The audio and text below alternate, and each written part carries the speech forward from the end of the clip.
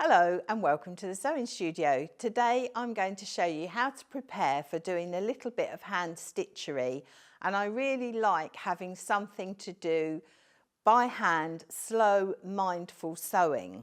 So I've got this gorgeous design which has got bees on, and I've framed it in some bee fabric. And this design was very generously given as a free download by Gail Pan. So I did this for myself during lockdown and I really enjoyed it. So I'm going to show you how to prepare your piece of work for this.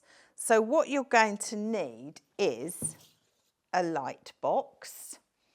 So if you haven't got a light box, you can stick your pattern onto a window frame with some tape and then put your fabric over the top.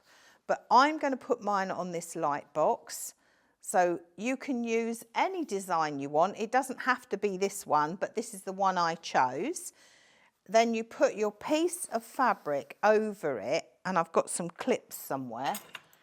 I'll pop the light on, and then you can see through here the pattern really easily. So I'm just going to leave a bit of a border around my white fabric. So once I've got my piece of cotton or my calico over my design and the light box is lit up, you can see how clear it is to trace. Now I like to use these Sewline fabric pencils when I'm tracing one of these designs. It's got a really nice fine lead and it's a soft lead. It's also got a little rubber at the end, so if you make a mistake, you can rub it out.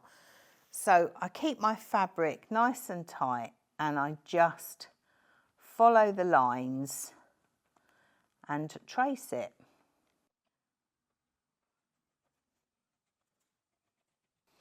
Now, when I've traced the whole design onto this, I use a little bit of lightweight fusible Vilene, which I put onto the back. And the reason I do this is, one, it stabilises your work, and two, when you're doing a thread, so for argument's sake on this one, if I was hopping across from the end of, say, this point to this point, you would see the blue underneath. So if you've got the Vilene under that, it stabilises the work and it also hides your threads. So another reason I use a pencil to draw on my design is that when I'm going to iron my Vilene on the back of my drawn design, it doesn't get rid of the pencil marks. Because before now, I've traced the whole design with an iron-on pen, ironed my Vilene, and I've lost my design. So that's why I use these pencils. So when I've finished tracing this, so it's going to take me a little while, but when I've finished tracing it, I'm going to use 2 strands of DMC thread. So if I just turn the light box out for a minute, you'll be able to see the lines that I've done. I've only done a few lines.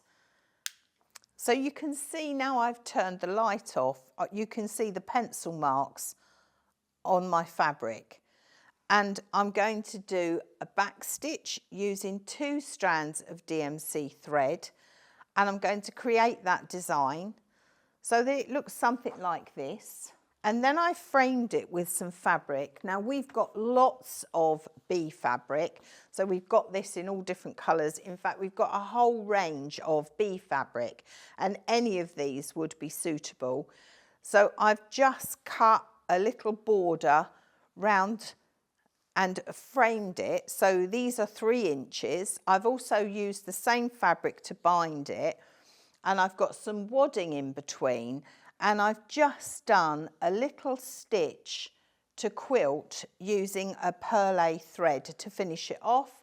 And then I've got 2 tiny little buttons here and here for the centre. I've put a sleeve on the back and I've put a piece of dowel through it, and then I've just tied it up like that. So it makes a gorgeous little hanging and that sits on the wall in my sewing room. So I hope I've inspired you to have a go at a little bit of hand stitchery.